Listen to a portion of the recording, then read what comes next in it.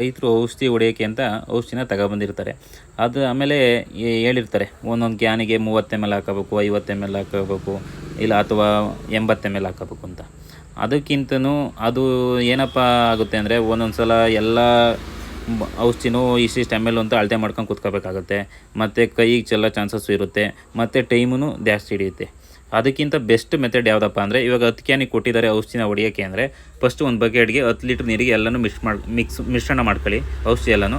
ಆಮೇಲೆ ಕ್ಯಾನಿಗೆ ನೀರು ತುಂಬ್ಕೊಬಿಟ್ಟು ಇದೊಂದು ಲೀಟ್ರ್ ಒಯ್ಕೊಳ್ಳಿ. 10 ಲೀಟ್ರು 10 ಕ್ಯಾನು ಆ ರೀತಿಯೂ ಮಾಡ್ಬೋದು. ಅಥವಾ ಇನ್ನೊಂದು ವೇನಲ್ಲೂ ಮಾಡ್ಬೋದು. ಯಾವ ರೀತಿ ಅಂದರೆ, ಇವಾಗ 10 ಕ್ಯಾನಿಗೆ ಅಂದರೆ ಫಸ್ಟು ಡ್ರಮ್ಗೆ 150 ಲೀಟ್ರ್ ನೀರು ತುಂಬ್ಕೊಳ್ಳಿ. ಆಮೇಲೆ ಈ ಔಷಧಿ ಎಲ್ಲ ಮಿಶ್ರಣ ಮಾಡ್ಕೊಳ್ಳಿ. ಆಮೇಲೆ ಔಷಧಿ ಕ್ಯಾನ್ಗೆ ಇದೇ ಡ್ರಮ್ಮಲ್ಲಿರೋವಂಥ ಔಷಧಿನ ಹಾಕ್ಕೊಳ್ಳಿ. ಆ ರೀತಿಯೂ ಮಿಶ್ರಣ ಮಾಡಿ ಔಷಧಿನ ಹೊಡಿಬೋದು. ನೀವು ಯಾವ ರೀತಿ ಮಿಶ್ರಣ ಮಾಡಿ ಔಷಧಿ ಹೊಡಿತಿದ್ದೀರಾ ಕಮೆಂಟ್ ಮಾಡಿ ತಿಳಿಸಿ. ಇದೇ ರೀತಿ ಹೆಚ್ಚಿನ ಕೃಷಿ ಮಾಹಿತಿಗಾಗಿ ನನ್ನ ಪೇಜನ್ನು ಫಾಲೋ ಮಾಡಿ.